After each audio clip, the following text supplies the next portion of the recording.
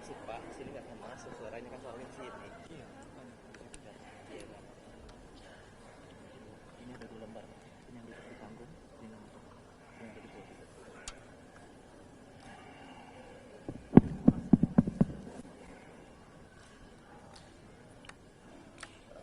Bismillahirrahmanirrahim. Assalamualaikum warahmatullahi wabarakatuh. Selamat siang, saudara-saudara sekalian. Salam sejahtera bagi kita semua. Shalom, Om Swastiastu, Namo Buddhaya, salam kebajikan.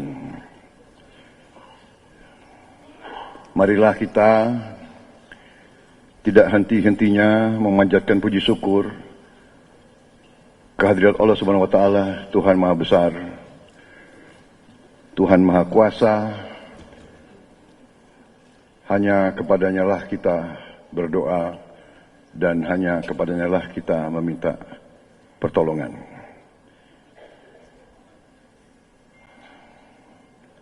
Shalawat dan salam kita haturkan ke junjungan kita Baginda Nabi besar Muhammad Rasulullah Sallallahu Alaihi Wasallam yang telah memberi agama dan peradaban bagi kita sekalian, dan juga tentunya bagi umat yang beragama lain, tentunya juga bersyukur menurut agama dan keyakinan masing-masing. Saudara-saudara sekalian, saya ucapkan terima kasih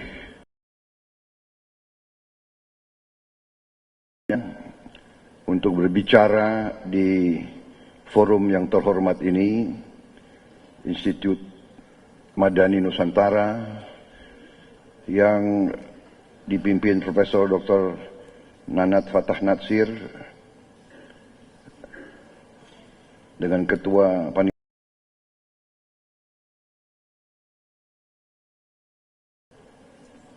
Ibu Yuliani Wahid, begitu tokoh-tokoh, rektor, guru besar, tokoh-tokoh nasional, tokoh-tokoh pendidikan, tokoh-tokoh kawan yang ikut serta dalam forum ini, yang tadi sudah beberapa kali disebut satu persatu. Jadi saya kira saya minta izin, tidak usah saya sebut lagi tanpa mengurangi rasa hormat. Terlalu banyak saya lihat wajah-wajah sahabat-sahabat lama saya yang berjuang sudah bertahun-tahun. Saudara-saudara sekalian,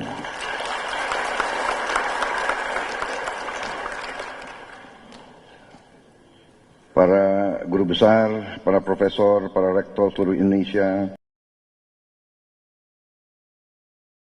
kiawan hadir yang datang dari tempat-tempat jauh, yang berkorban tenaga, waktu, berkumpul di sini. Kita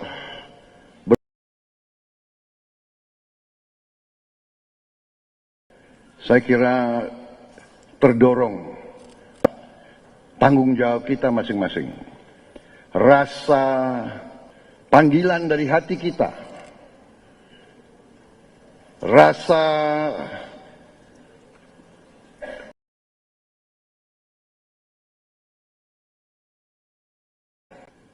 nasib bangsa kita, nasib rakyat kita, nasib anak-anak dan cucu kita sesungguhnya tergantung pada diri kita masing-masing.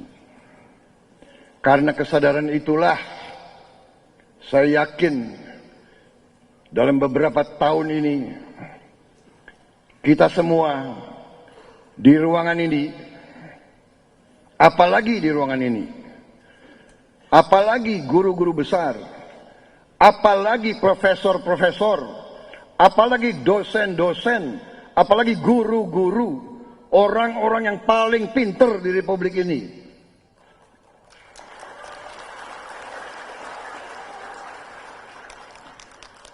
pasti bisa berhitung, pasti bisa melihat, pasti bisa mengerti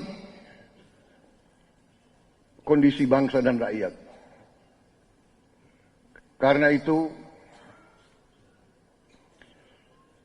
saya merasa terhormat, saya merasa besar hati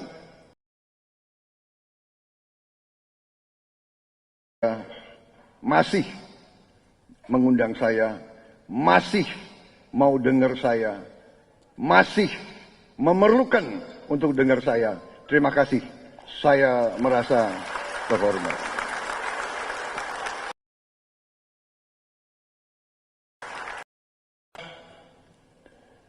Memang kehidupan negara demokrasi, tadi yang disinggung oleh Profesor Nanat, kehidupan negara demokrasi yang kita cita-citakan, yang dicita-citakan oleh pendiri-pendiri bangsa kita, yang dirancang dalam Undang-Undang Dasar 1945, negara yang berkedaulatan rakyat, artinya negara di mana rakyat menentukan masa depannya sendiri, rakyat menentukan sendiri yang kita cita-citakan. Dan karena itu, tiap sekian tahun kita berkumpul, karena sebentar lagi kita harus menentukan masa depan dan nasib bangsa dan rakyat kita. Dan karena itulah saya kira kita memerlukan untuk kumpul seperti ini, untuk saling mendengar, untuk saling bertukar informasi, dan saling melihat dan bertanya kepada diri kita sendiri dan kepada rekan-rekan kita dan kepada kawan-kawan kita, apa yang bisa kita buat sekarang. Ya, karena kita mengerti bahwa peradaban, kemajuan, kesejahteraan, keadilan bukan hadiah, bukan buah yang harus dibangun. Keadilan harus diperjuangkan. Tidak bisa kita duduk,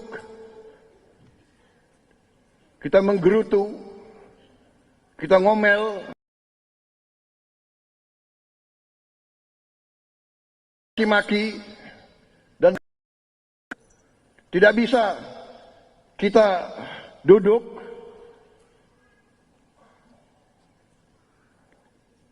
kita beri komentar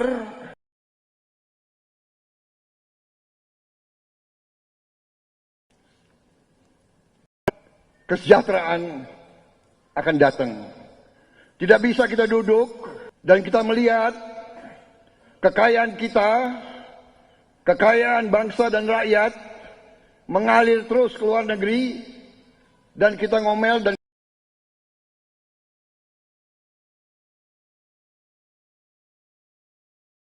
tanpa kita berbuat. Sesungguhnya kita sudah berbuat.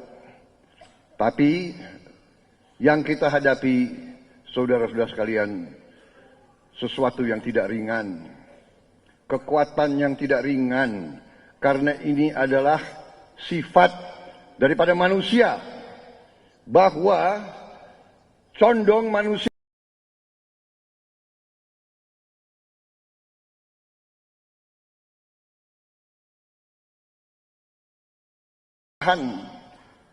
ada sifat menguasai orang lain. Ini sifat manusia. Sejarah peradaban manusia adalah sejarah bahwa ada kelompok manusia yang ingin menjajah manusia lain. Ada kelompok manusia yang ingin memperbudak bangsa lain. Ini sejarah peradaban manusia. Kita boleh berhati baik. Kita boleh beritikat baik, kita boleh bermaksud baik, belum tentu kelompok manusia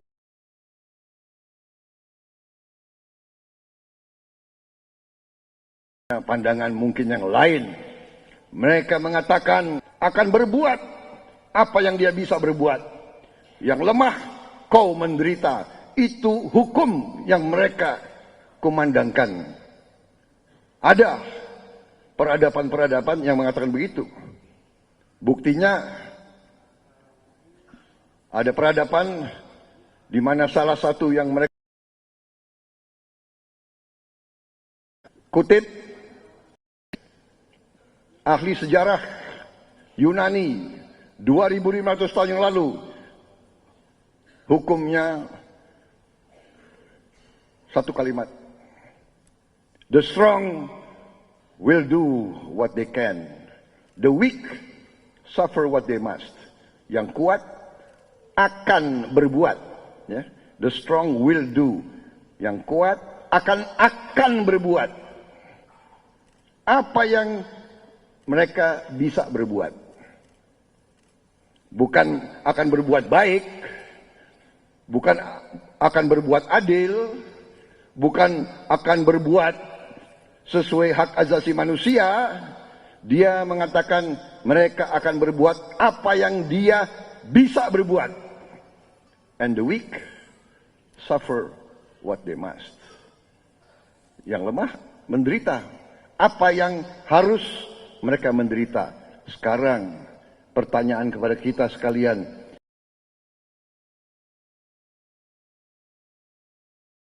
yang kuat atau kita dikerjain oleh yang kuat? Ini pertanyaan, dan ini yang ratusan tahun kita di Nusantara ini mengalami.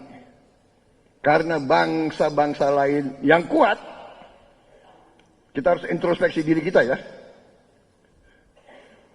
Ratusan tahun mereka datang ke Nusantara kita ini, silih berganti, dan mereka menguasai kita. Mereka adu domba pemimpin-pemimpin kita. Mereka pecah belah. Yang mereka terang-terangan mengatakan strategi mereka diveda et impera. Diveda, pecah. Impera, berkuasa. Pecah, berkuasa. Pecah, berkuasa. Politik pecah belah. Ini ajaran mereka ribuan tahun. Kadang-kadang pemimpin-pemimpin kita, cendekiawan-cendekiawan kita harus selalu ingat sejarah. Termasuk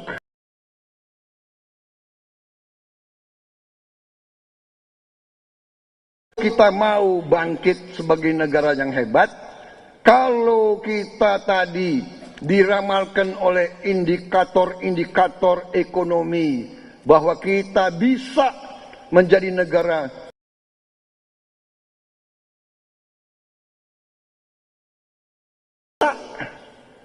tapi pertanyaannya, apa kita akan? Kita bisa. Tapi pertanyaannya, apa kita akan? Dan jawabannya tergantung kepada pemimpin-pemimpin kita sendiri. Jawabannya adalah, maukah kita dipecah belah terus? Maukah kita masuk permainan kekuatan-kekuatan besar? Maukah kita diadu domba terus-menerus? Ini pertanyaannya, saudara. Jadi saya memanfaatkan kesempatan ini karena saya bicara cendekiawan, para guru besar, para pemimpin-pemimpin, para guru besar. Guru itu panutan, apalagi guru besar. Ya. Panutan. Guru diikuti oleh muridnya, oleh mahasiswa. Bayangkan kalau 1000 guru besar berkumpul, 1000 guru besar mengambil kesimpulan, 1000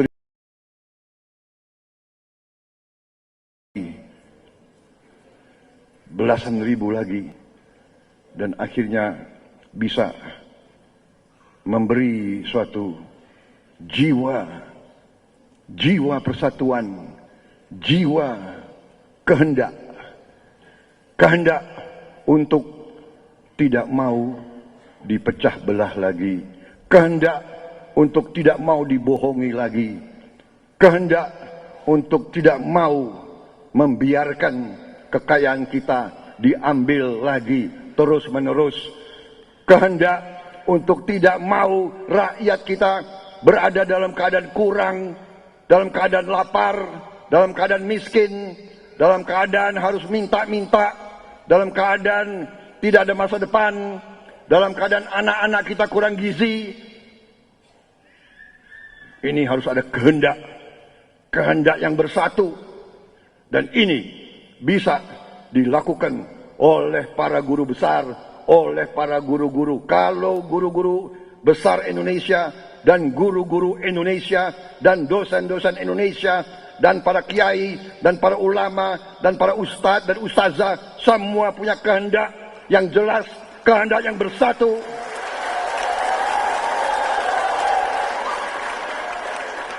kehendak tidak mau dibohongi lagi, tidak mau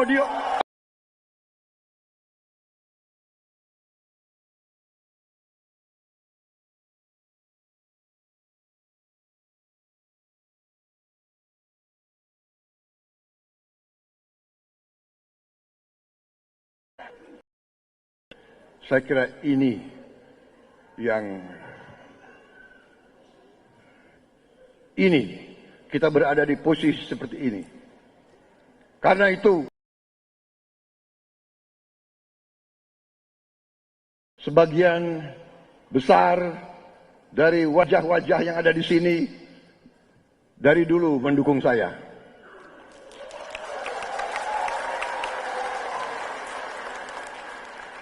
Dan saya minta maaf.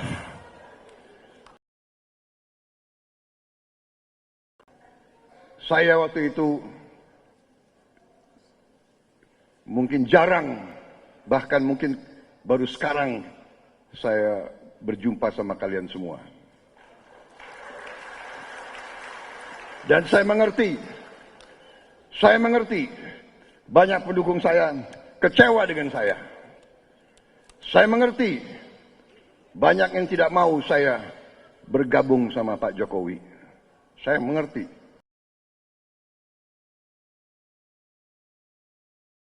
Itu.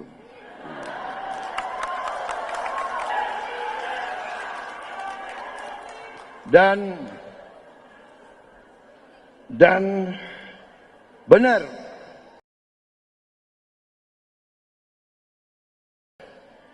bahwa akhirnya saya dan memerlukan upaya dan memerlukan bantuan daripada kawan-kawan untuk menjelaskan mengapa keadaan seperti itu. Jadi saudara-saudara sekalian, kenapa saya bergabung dengan Pak Jokowi? Karena dari dulu saya memahami sejarah bangsa Indonesia. Dari dulu kita selalu diadu domba, dan waktu tahun 2019 Pak Jokowi tergerak hatinya dan saya tergerak hatinya. Kita tidak mau diadu domba karena Pak Jokowi itu orang Indonesia.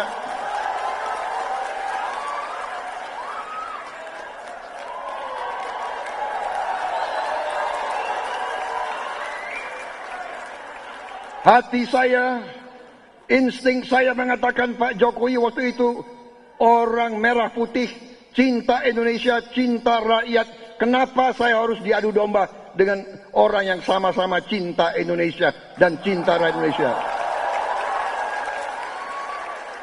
Saya tidak mau diadu domba.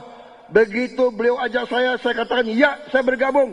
Dan kita bersatu, dan Indonesia tenang, dan Indonesia kuat, dan Indonesia tidak mau diadu domba lagi. Setiap 5 tahun pasti ada kekuatan-kekuatan negara-negara yang selalu menunggu dan berharap dan berjuang Indonesia rusuh. Ini sejarah. Saudara-saudara sekalian, saya tidak mengajarkan kita untuk benci bangsa lain. Tidak. Saya tidak mengajarkan kita curiga, kita benci, dendam bangsa lain. Tidak.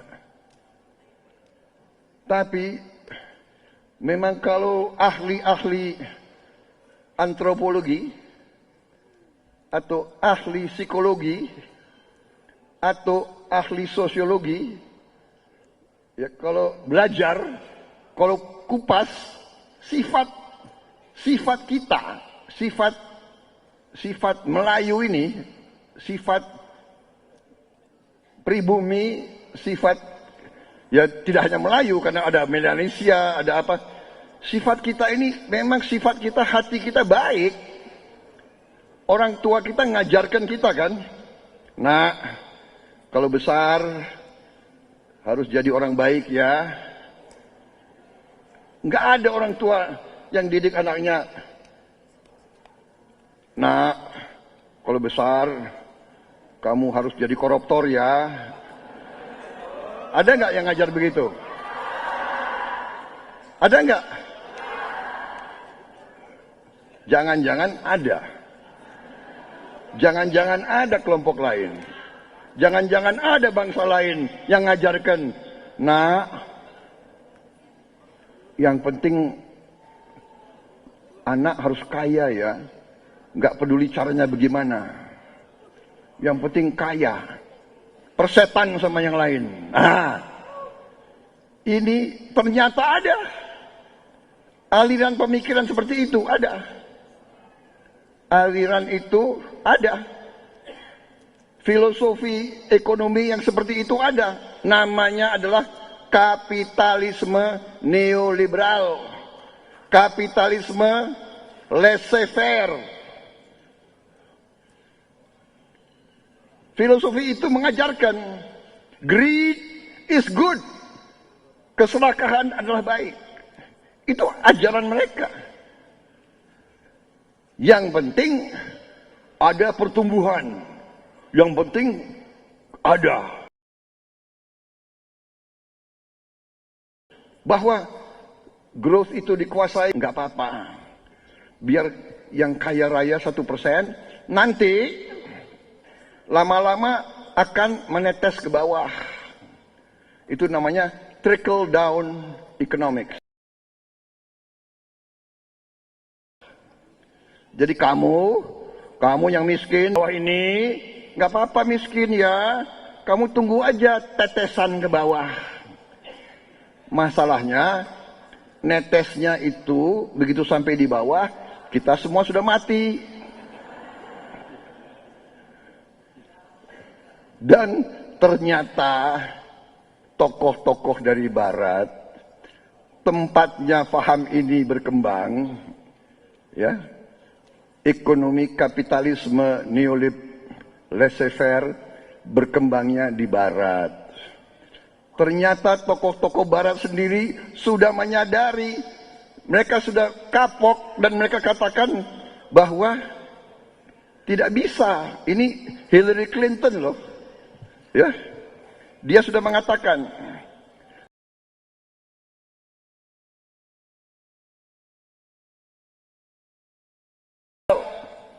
sudah waktunya Polri menetes ke bawah, dikubur dalam-dalam. Ini tokoh Amerika. Saya lagi nunggu kapan ada ahli ekonomi terkenal dari Indonesia yang berani mengatakan ini. Aku ini bukan ahli ekonomi loh. Aku ini pendidikannya serdadu. Dulu dididik naik turun gunung, ya kan? Tapi saya paham. Kemudian tokoh-tokoh lain dari barat ini, Christine Lagarde yang pernah memimpin IMF, dia yang mengatakan, ya, sistem ekonomi menetes ke bawah. Sekali lagi, trickle down economics, meningkatkan kesenjangan pendapatan, menciptakan ketidakadilan di hampir semua negara. Ini pemimpin IMF mengatakan itu. Ketika yang kaya semakin kaya, kekayaan tidak menetes ke bawah. Tidak menetes ke bawah. Sri Paus, pemimpin agama Katolik dunia, mengatakan juga, beberapa orang masih saja membela teori menetes ke bawah. Mereka begitu lugu dan tidak waspada. Seperti perintah, kita tidak. Sekarang kita harus mengatakan, kita kebijakan eksklusif dan tidak adil. Saudara-saudara, bahkan Presiden Amerika Serikat saja, Joe Biden, mengatakan, mana slide-nya itu? Ya itu ada ya. Joe Biden, Presiden Amerika, here's the simple truth. Ini kebenaran yang sangat sederhana. Trickle down economics. It has never worked. Ekonomi menetes ke bawah tidak pernah berhasil. Saudara-saudara. Jadi saya terima kasih kawan-kawan sekalian, para sahabat, para profesor. Saudara sudah cukup lama bersama saya. Karena saya sudah cukup lama pun, saya mengatakan dari sejak tahun 2004, saya sudah mengatakan di Indonesia 2004, 19 tahun yang lalu, saya mengatakan sistem ekonomi neoliberal keliru dan sudah terbukti gagal tahun 2004. Dan 2008 terjadi crash ekonomi seperti itu. Yang agak heran, tokoh-tokoh pemikir ekonomi Indonesia yang lamban atau malu-malu, mungkin udah terlanjur kesengsem dengan ekonomi neolib, menjadi menjadi penghanut ekonomi neolib, begitu ternyata keliru, malu mengakui. Jadi saudara-saudara, ini harus kita letakkan dasar. Pertama, bahwa kita selalu jadi sasaran, dijajah, dikerjain, diadu domba. Karena apa? Karena negara kita kaya. Nusantara kaya dari dulu, sekarang lebih kaya lagi. Kita ketemukan kekayaan kita berlimpah-limpah. Adalah bagaimana kita belajar dari kelemahan-kelemahan kita sendiri. Jangan kita bangga, jangan kita puas dengan mengatakan kita kaya, kita akan menjadi ini. Karena orang asing mengatakan kita akan jadi ini, jadi ini, jadi ini. Kita harus bertanya,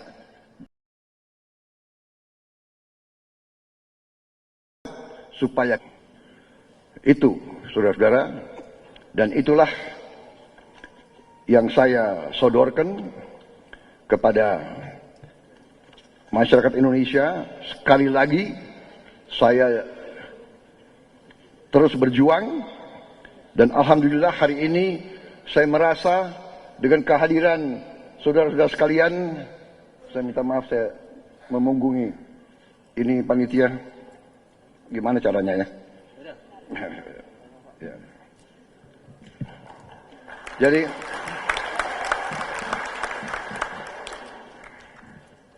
kawan-kawan, dengan kehadirannya saya merasa saudara-saudara sehati dengan saya, sefaham dengan saya, dan punya kehendak yang sama dengan saya. Karena saudara-saudara adalah orang-orang paling pinter di Republik Indonesia.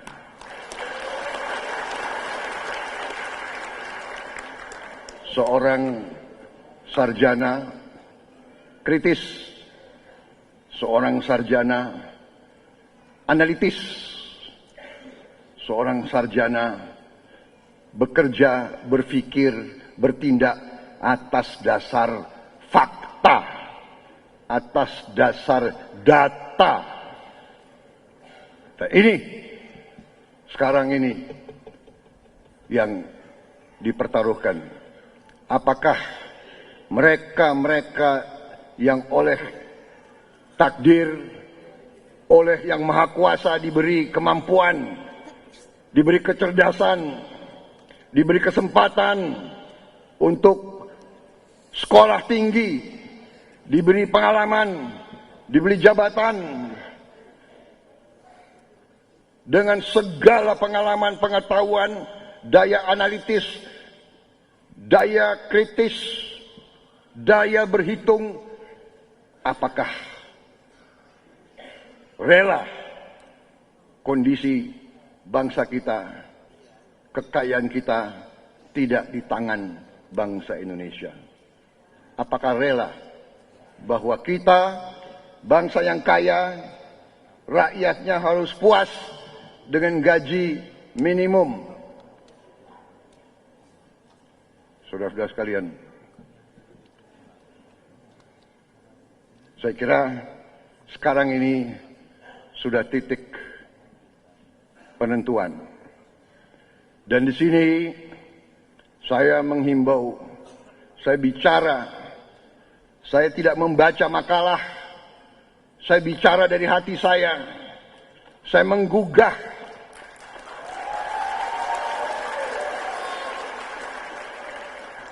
Saya menghimbau, saya berharap para guru besar, para guru, para dosen harus benar-benar turun gunung, harus benar-benar yakinkan lingkungannya.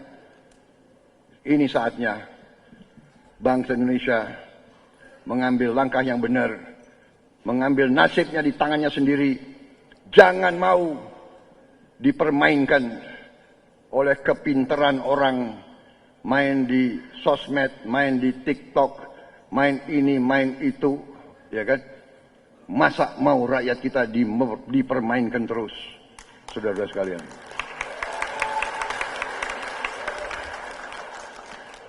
Baik, kalau demikian saya langsung, ini tadi tahapnya adalah pembukaan.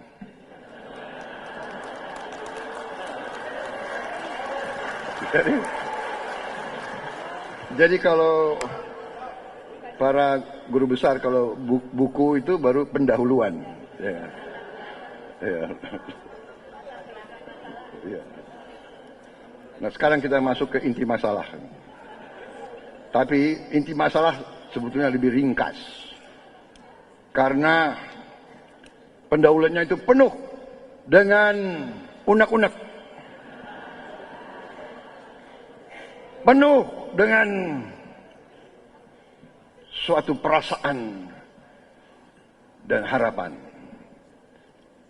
Tetapi karena apa yang saya sampaikan, saya percaya dan saya yakin apa yang saya sampaikan ada semua di hati saudara-saudara sekalian semua.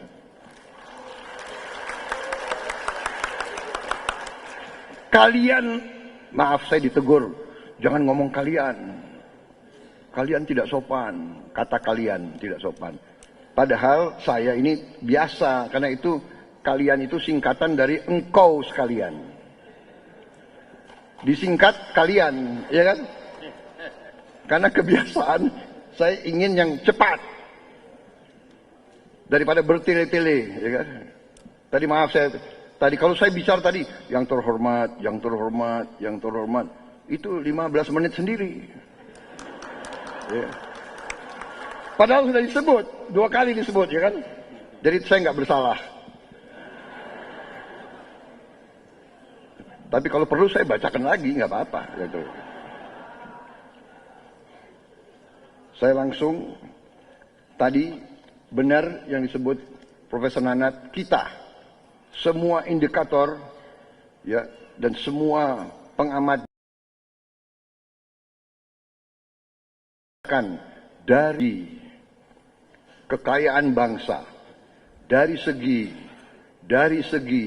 luas wilayah, dari segi tanah dan air yang ada di Indonesia, kita dalam kurun waktu tidak lama lagi, sekitar 25 tahun lagi, tahun 2045, sekitar itu, kita akan menjadi negara dengan ekonomi keempat atau kelima terbesar di dunia. Jangan terlalu cepat tepuk tangan. Ini orang Indonesia ini ya, bangsa Indonesia ini terlalu baik. Terlalu senang, terlalu cepat senang. Terlalu cepat senang. Jangan tepuk tangan dulu. Kita bisa menjadi itu, tapi ada syaratnya. Nah, ya itu ramalan dari banyak negara. Coba di Global Index dipasang itu, slide. Bisa cepat. Ini. Jadi ini 2050 kita akan di atas Jerman. Bisa berada di atas Jerman. Jangan tepuk tangan dulu ya. Di atas Jepang, di atas Inggris, di atas Prancis, di atas bisa. Bayangkan nggak? Bisa. Apa syaratnya? Syaratnya adalah apa? Syaratnya adalah kalau kita dua syarat utama. Ini semua sudah menghitung dua syarat utama. Syarat pertama adalah para pemimpin Indonesia harus bisa rukun, harus bisa kerjasama, harus bisa bersama-sama bekerja demi rakyatnya. Itu syarat utama. Kalau para pemimpinnya tadi rusuh, gaduh, rebutan jabatan, belum tentu kita sampai ke situ. Syarat kedua, kita harus bekerja keras. Bukan kita duduk tunggu nasib. Bekerja keras. Anak-anak kita harus belajar dengan keras. Kita harus memiliki ilmuwan-ilmuwan yang hebat. Insinyur-insinyur yang banyak dan hebat. Ahli-ahli iptek yang hebat. Kita harus bisa bikin. Kita harus bisa manufaktur. Kita harus bisa bikin mobil kita sendiri. Kita harus bisa bikin pesawat terbang kita sendiri. Dan ingat, kita sudah pernah bisa bikin pesawat terbang. Pak Habibie, Ketua Umum ICMI pertama, merintis tahun 85, 88, 89. Kita sudah bikin pesawat terbang. Tiongkok belum bikin pesawat terbang pada saat itu. Kita pada tahun-tahun itu, kita sudah punya superkomputer. Tahun 95, yang punya superkomputer waktu itu hanya Indonesia. Di luar Amerika, Inggris, Jerman, Prancis, hanya Indonesia yang punya superkomputer. Sekarang Tiongkok sudah punya 162 superkomputer. Waktu tahun 95 dia tidak punya, Indonesia sudah punya. Pak Habibie datangkan di IPTN. Amerika Serikat sudah disalib oleh Tiongkok, hanya 127. Jerman hanya 34, Prancis hanya 24, Inggris Raya 15.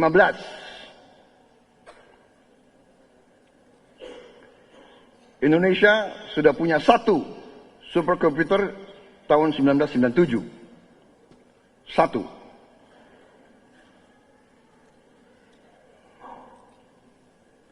Dan alhamdulillah sekarang masih satu.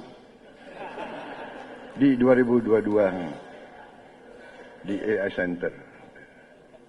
Nah, inilah bangsa Indonesia, bangsa yang baik, ya kan?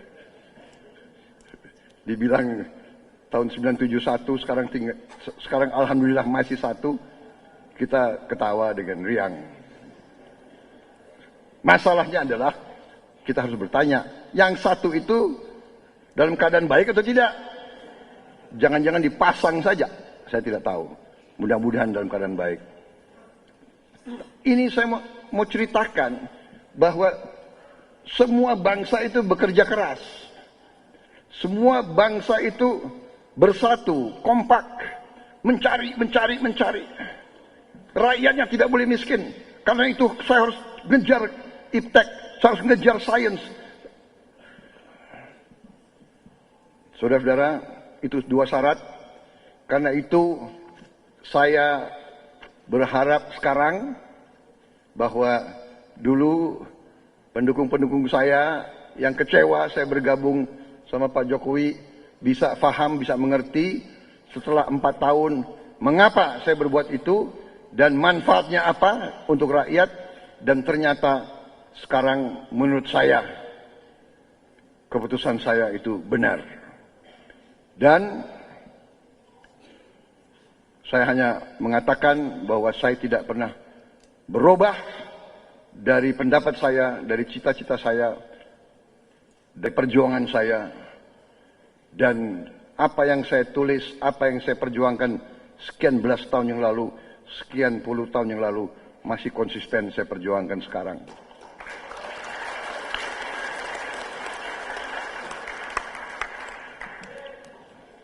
Saya hanya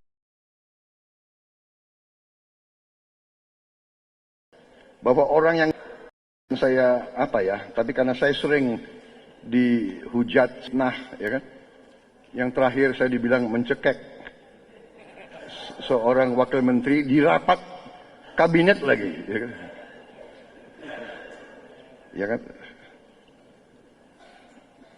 Saya hanya bukan membela diri, tapi saya mau menyampaikan orang-orang yang mengatakan bahwa saya berkhianat, bergabung sama Pak Jokowi.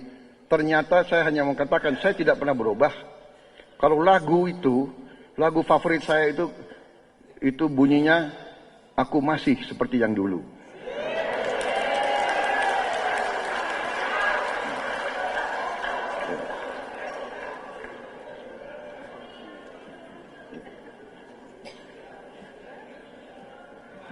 Kesetiaanku kepada rakyat tidak pernah luntur.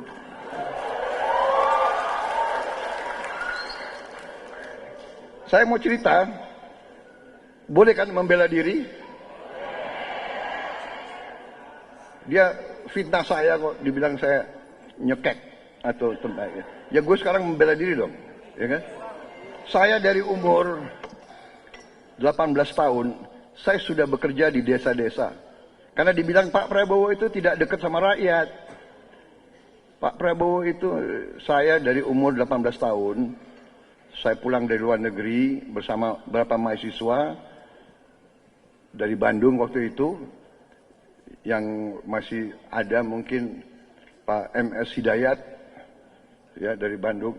Saya mendirikan lembaga pembangunan di Bandung, Yayasan Lembaga Pembangunan. Dan kita membentuk Korps Pionir, ya. Kita bekerja di desa, di Tangerang, di Gunung Kidul, di Bali. Mungkin sisa proyek kita masih ada itu, kalau ditanya itu semua. Ya, kan? Kemudian tahun 87 saya Letnan Kolonel.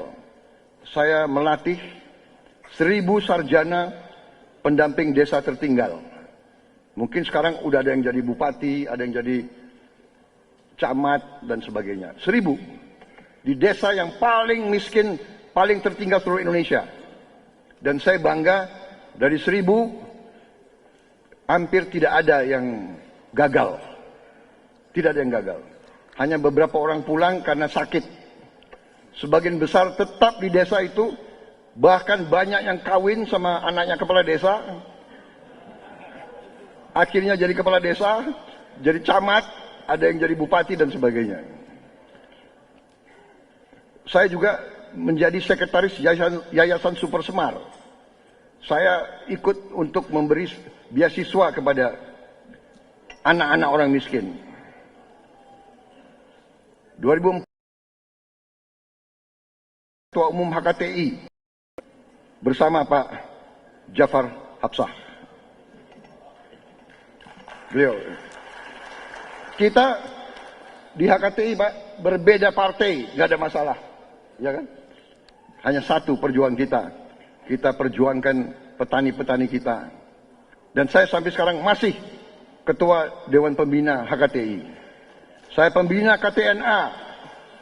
Sampai sekarang belum dipecat. Saya Ketua Umum Asosiasi Pedagang Pasar seluruh Indonesia. Sekarang sudah jadi Dewan Pembina. Sudah diambil alih anak muda. Saya masih sampai sekarang Ketua Dewan Pembina Induk Koperasi Unit Desa. Sampai sekarang. Belum dipecat. Dan masih sampai sekarang Ketua Dewan Pembina APSI. Asosiasi Pedagang Pasar.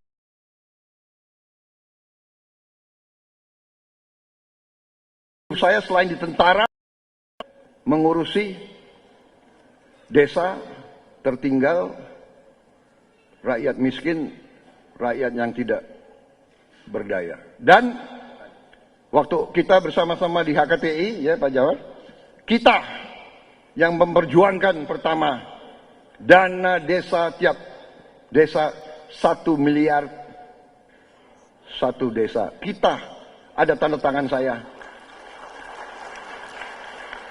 Ada tanda tangan saya bersama APDESI, Asosiasi Pemerintah Desa Seluruh Indonesia. Di depan juga PPDI, Persatuan Perangkat Desa Indonesia. Di depan Parade Nusantara, di depan HKTI, KTNA itu ada rekornya. Itu ada. Ya, kita yang perjuangkan akhirnya goal di parlemen. Ini saya mau cerita saja bahwa saya ini bukan hanya ahli teori, saya jalan dan saya turunkan dan saya bekerja. Hanya memang media waktu itu dikuasai, ya kan? Jadi apapun yang kita buat tidak bisa direkam. Sampai sekarang pun kita masih berjuang. Dan terima kasih Institute Madani Nusantara, terima kasih Forum Rektor, terima kasih Asosiasi Dosen, terima kasih Persatuan Perguruan Tinggi Swasta seluruh Indonesia, terima kasih seluruh komponen yang hadir di sini atas kehadiranmu dan doronganmu. Saudara-saudara sekalian, kalau begini rasanya kok semangat banget saya ini, saudara-saudara.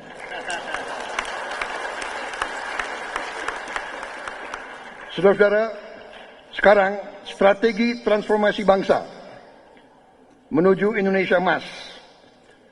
Untuk mencapai itu, kita harus punya strategi dan kita akan menerapkan strategi ini. Yang diberikan oleh Undang-Undang Dasar 1945. 4 tujuan nasional tidak boleh kita lupa. Kita harus melindungi segenap bangsa Indonesia, seluruh tumpah darah Indonesia.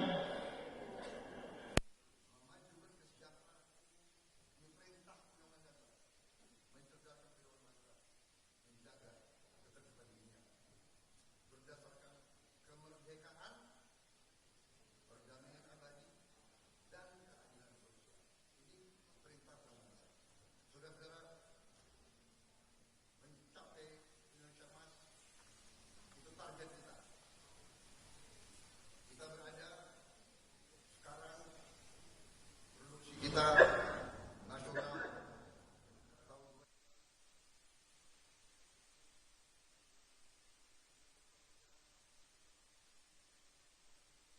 target kita 9,8 triliun. Target kita target yang tidak ringan, target yang tidak ringan. Hampir 700% kita harus naik dalam kurun waktu 22 tahun. Ranking kita sekarang 16 besar, kita bisa mencapai kita 4.580, kita harus mencapai 30.000 per kapita dolar.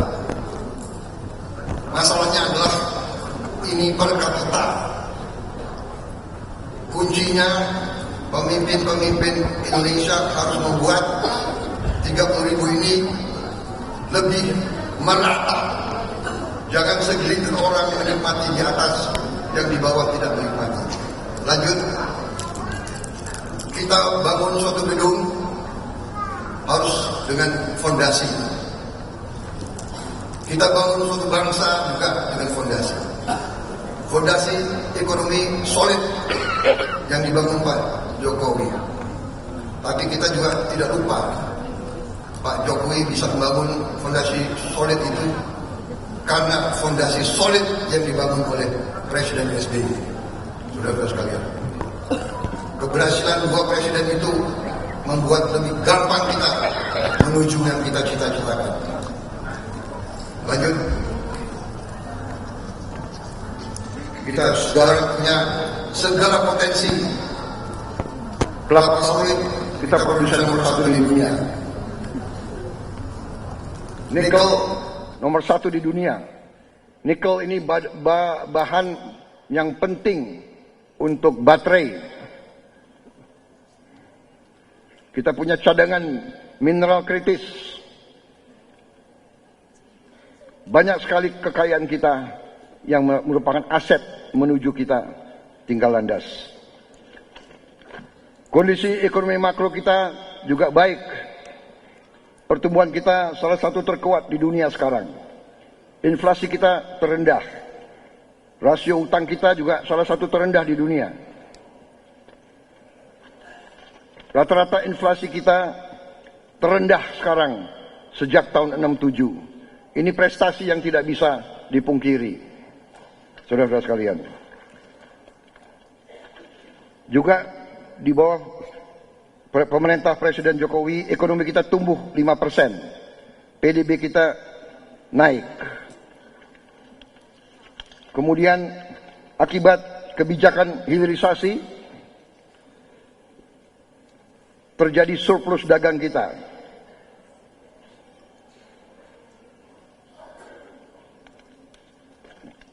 Saudara-saudara sekalian, dengan demikian akibat keberhasilan ekonomi, kondisi nyata mengatakan bahwa 82% rakyat puas dengan kinerja Presiden Jokowi dan pemerintah sekarang.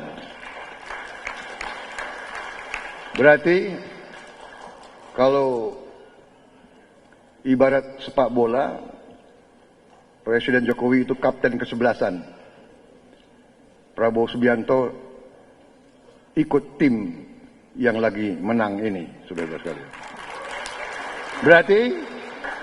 Berarti keputusan saya bergabung tidak salah. Ya, mak-mak, tolong jelaskan kepada teman-temannya yang belum, ya. Jadi yang tadinya mau ninggalin saya mohon kembalilah.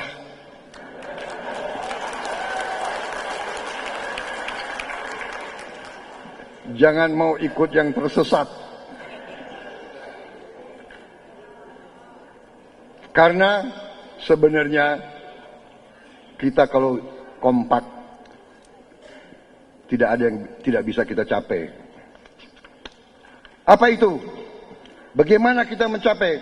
Cara mencapai kita adalah kita harus berani meninggalkan faham-faham lain dan kita percaya kepada yang ditinggalkan oleh pendiri bangsa kita sendiri, yaitu ekonomi Pancasila. Ekonomi yang berdasarkan Pancasila yang berada dalam Undang-Undang Dasar 1945. Apa itu ekonomi Pancasila? Ekonomi Pancasila menurut pendapat saya, dan ini bisa dikaji oleh para cendekiawan, para pakar, menurut pendapat saya dari apa bacaan saya, prinsip-prinsip ekonomi Pancasila harus berdasarkan Pancasila. Berarti prinsip utama ekonomi kita harus berdasarkan azas-azas religius. Tidak boleh bertentangan dengan azas-azas religius. Berarti ajaran keserakahan tidak cocok sama kita. Tidak cocok sama kita. Ajaran survival of the fittest tidak cocok sama kita. Yang lemah harus kita angkat. Yang kuat membantu yang lemah. Kalau kapitalisme murni, survival of the fittest. Kalau kamu lemah, salah kamu. Ini bukan ekonomi kita, ekonomi Pancasila. Juga ekonomi kita selain harus religius, harus juga wujudkan persatuan nasional. Tidak boleh ada suatu pemikiran bahwa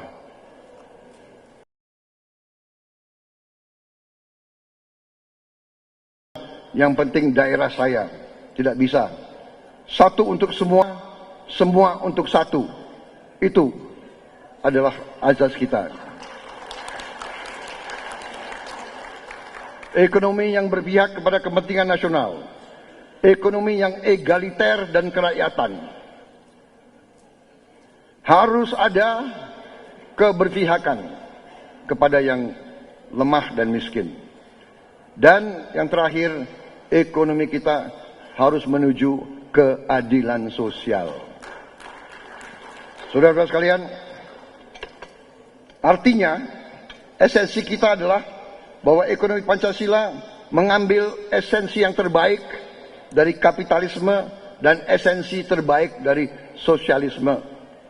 Karena semua agama esensinya mengajarkan sosialisme, mengatur seluruh masyarakat, mengatur yang miskin, fakir miskin, yang lemah harus diurus oleh negara. Kita lanjut.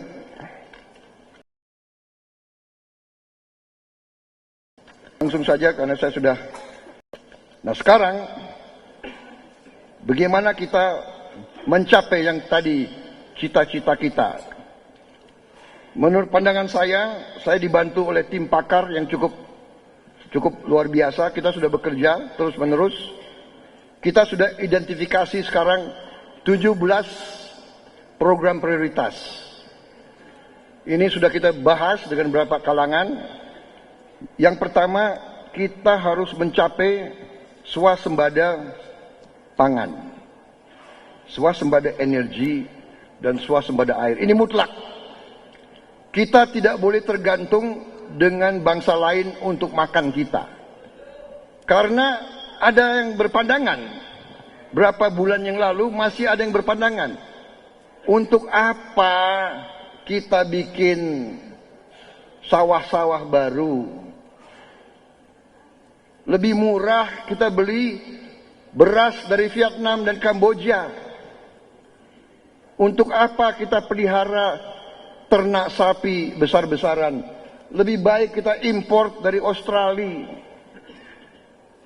Ini pemikiran yang sesat. Ini pemikiran keliru. Dan harus ada yang berani mengatakan keliru. Kenapa? Kalau terjadi keadaan darurat, kalau terjadi bencana, kalau terjadi perang, mereka negara-negara itu tidak akan mengizinkan beras pangan dijual ke Indonesia. Mereka akan tutup.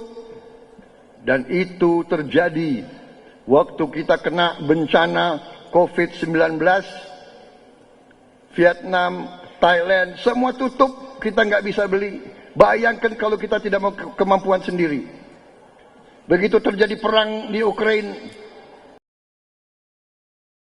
banyak negara tutup, tidak jual pangan ke Indonesia. Ini kejadian. Ini yang kita alami. Kenapa harga pangan naik? Karena ini. Tapi masih ada tokoh-tokoh yang menyerang untuk apa food estate, untuk apa ini. Nggak paham.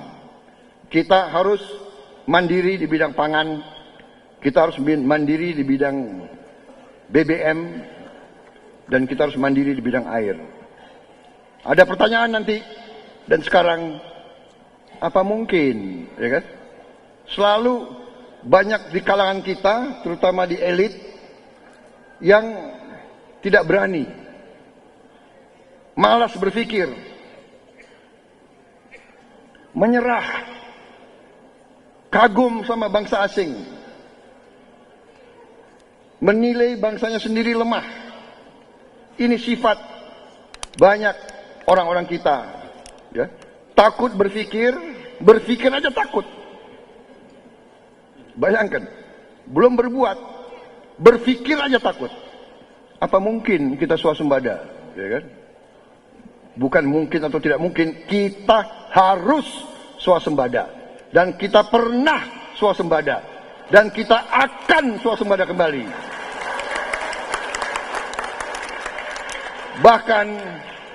Bahkan insya Allah, manakala kita diberi kepercayaan oleh rakyat, kita diberi mandat oleh rakyat, kita diberi kesempatan ya meneruskan pembangunan, insya Allah kita bukan saja swasembada pangan, kita akan menjadi lumbung pangan untuk dunia. Untuk dunia. Saudara sekalian. Air sangat strategis. Air sumber dari kehidupan. Tidak ada air, tidak ada kehidupan. Sekarang banyak daerah-daerah kita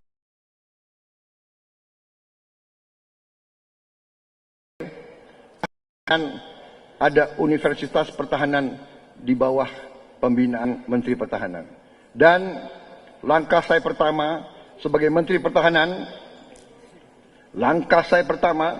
kalau tidak salah mungkin 2 bulan saya pertama, saya langsung mendirikan 4 fakultas baru di Universitas Pertahanan. 1, jangan terlalu cepat tepuk tangan.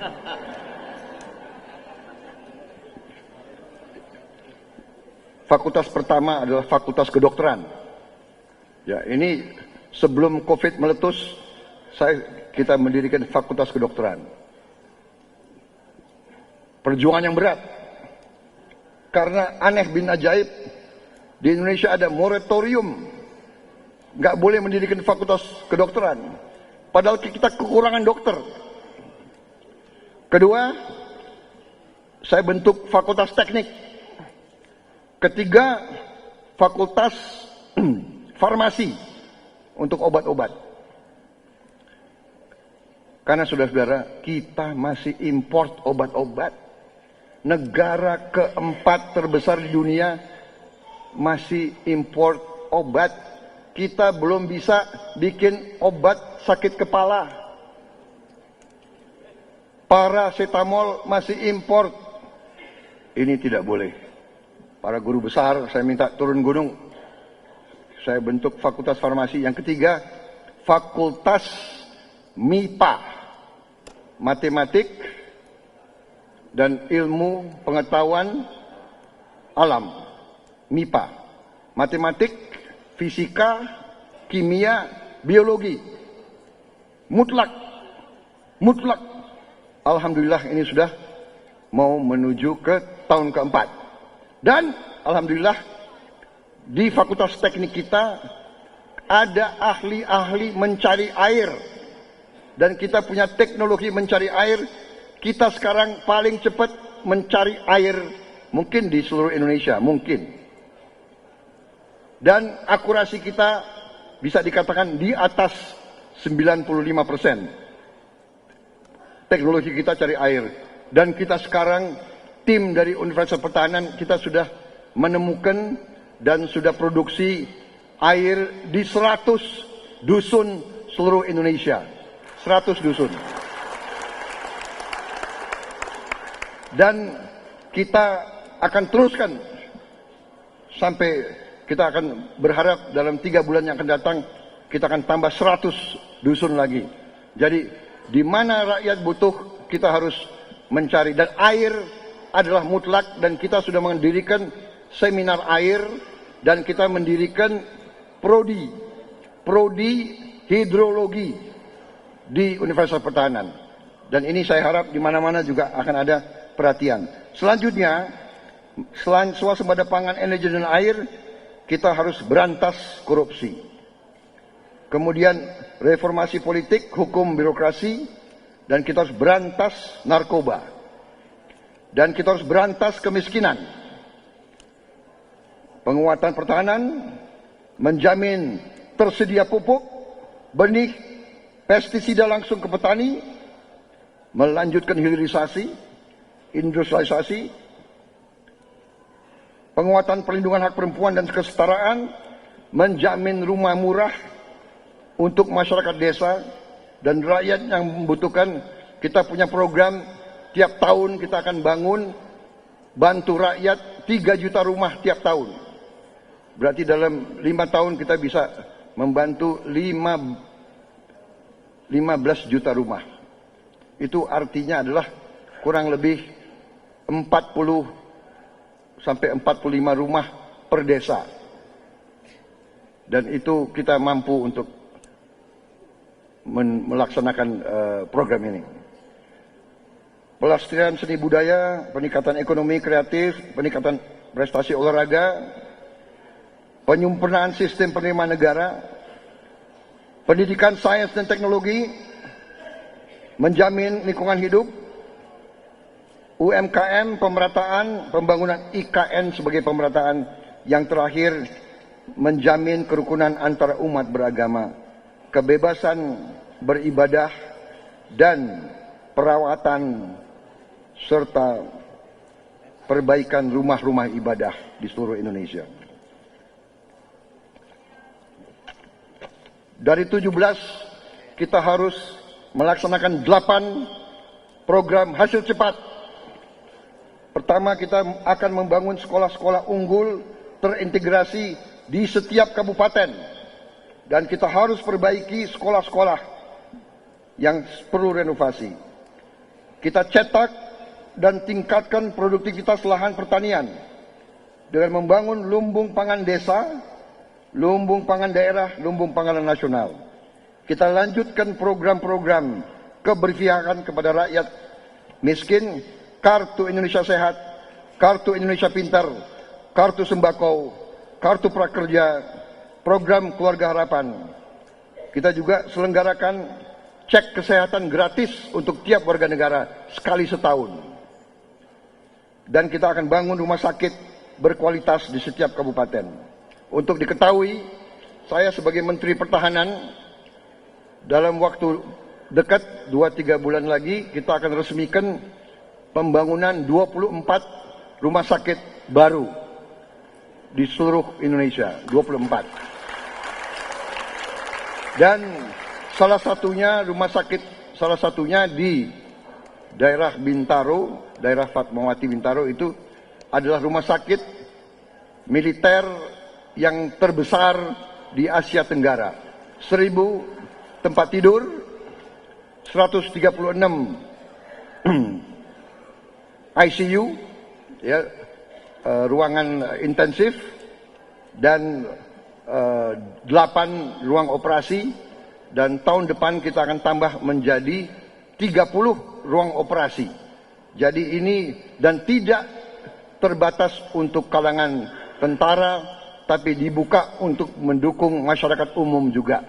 Jadi ini yang kita bangun, dan ada program tahun depan akan kita tambah 20 rumah sakit baru. Jadi insya Allah kalau berjalan akhir 2025 kita akan punya tambahan total 45 rumah sakit.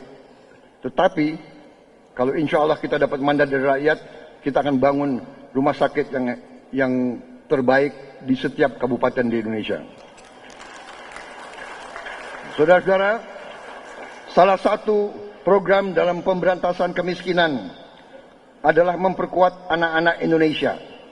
Kita akan memberi makan siang dan susu gratis di semua sekolah dan pesantren di seluruh Indonesia. Dan kita akan memberi bantuan gizi untuk anak-anak balita dan ibu-ibu hamil. Berarti posyandu akan kita hidupkan di seluruh desa-desa, dusun-dusun di seluruh Indonesia. Kita tidak boleh hanya bicara mengurangi stunting, kita akan langsung mengatasi. Kita akan beri makan siang di seluruh Indonesia. Semua anak-anak Indonesia akan makan siang dengan gizi yang baik. Kita akan mendirikan badan penerimaan negara dan kita akan tingkatkan rasio penerimaan negara.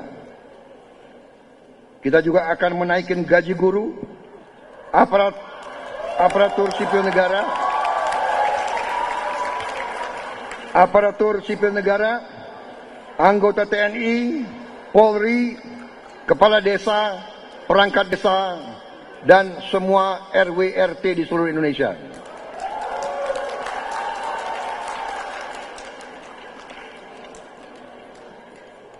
Nanti ada yang bertanya, emangnya ada uangnya? Ada uangnya. Yang bocor-bocor harus kita tutup kebocorannya. Yang maling-maling kita tutup malingnya. Yang markup, gelembung-gelembung kita tutup markupnya. Yang nggak mau bayar pajak kita kejar supaya bayar pajak. Yang nyelundup kita tutup, kurangi penyelundupannya, kalau bisa kita hilangkan penyelundupannya. Jadi ini adalah totalitas gerakan serentak. Dan pertanyaan, apakah bisa? Saudara-saudara sekalian, pertanyaannya bukan apakah bisa, tetapi masalahnya adalah harus bisa kalau kita mau maju sebagai negara. Harus bisa. Dan saya yakin kita bisa. Beri kesempatan kepada kita, beri kepercayaan kepada kita. Kita buktikan bahwa kita bisa membawa negara ini menuju negara yang maju.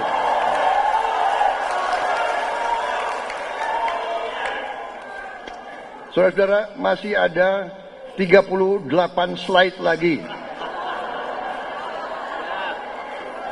Kalau 38 slide, masing-masing slide saya bahas 3 menit.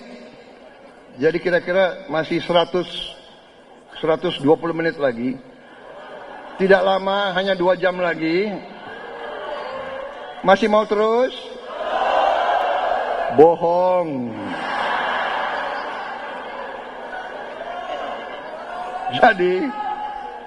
Jadi pemimpin itu harus bisa, jangan dengar aja suara audiens, jangan dengar aja suara rakyat, harus bisa merasakan. Ya. Walaupun mulut Anda sekalian, untung saya nggak bilang kalian ya, Anda sekalian, walaupun mulut antum sekalian mengatakan terus, tapi getaran hatimu menyampaikan kepada saya, cukup Pak. Ya, benar. Wassalamualaikum warahmatullahi wabarakatuh. Waalaikumsalam warahmatullahi wabarakatuh. Sekali lagi tepuk tangan yang meriah untuk Menteri Pertahanan Republik Indonesia, Prabowo Subianto. Jadi kalau Anda ini sendiri kawan, dengan tadi jelas masalahnya saya tidak ada buku untuk dipelajari. Kalau buku itu ada yang salah, mohon dikoreksi. ditinggalkan. Tapi kalau benar dan masuk akal, mohon sebarkan, yakinkan rakyat. Kali ini jangan mau kita diadu domba, ya, jangan ditipu. Saya kira itu saja dari saya. Dan karena audiens sangat hebat dan sangat pintar, saya kira nggak perlu banyak pertanyaan. Benar? Betul? Tapi saya membuka diri kalau ada. Belum, ini bukan kampanye. Ini seminar. Ya, jadi kalau ada perwakilan mau ketemu khusus saya untuk diskusi, saya siap menerima. Tapi saya sudah mengerti, saya merasakan saudara sudah cukup.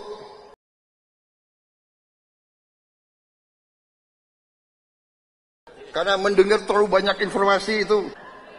Benar? Saya sudah lihat muka-muka capek ini kalian. Sekali lagi terima kasih. Terima kasih perhatian saudara-saudara sekalian. Ya. Masa depan kita gemilang. Masa depan kita gemilang. Mari kita ambil masa depan di tangan kita sendiri. Terima kasih. Kami mengucapkan terima kasih banyak kepada Menteri Pertahanan RI, Bapak